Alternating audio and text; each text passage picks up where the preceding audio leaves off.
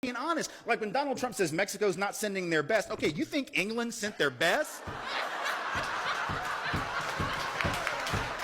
The hell? Like,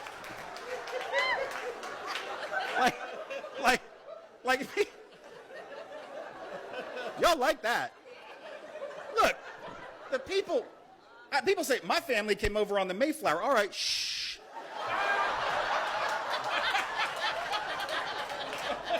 Why are you bragging, Buttercup? That is not... I don't know who was on the Mayflower, but I know who wasn't. The king. The king was not on the Mayflower.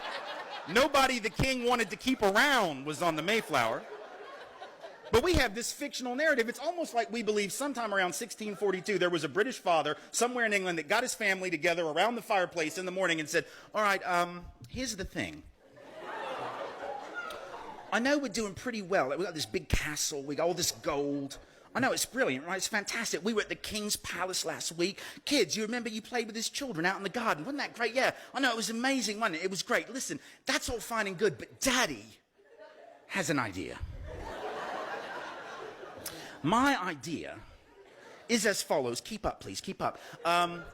Gather all your things. Not all of your things. We have a lot of things because we're doing really well. We're rich. We're powerful. Just gather up like a basket full of stuff, and we are going to get on a big boat. And by that, I mean a rickety old ship.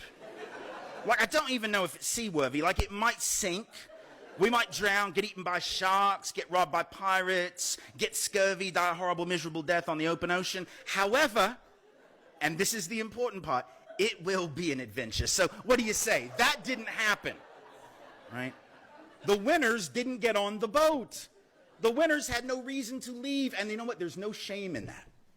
There's no shame at all in having been the losers. In fact, let me tell you something. There's something quite beautiful about the losers saying, we're done with losing and we're going to rebel against that and try to carve out a new life. But you know what? It's every bit as beautiful when folks in Mexico do it, and Guatemala do it, and Sri Lanka do it, and Vietnam do it, and Nigeria do it.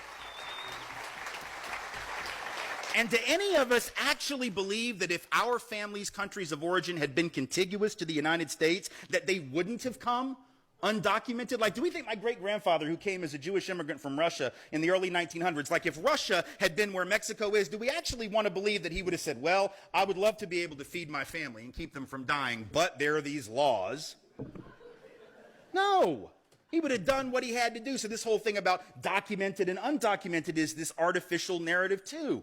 First of all, who's documented and who's not is the result of laws passed by people in power. It has nothing to do with inherent morality or ethics. It has to do with power, straight power relationships, and any of our families would have done the same thing to keep our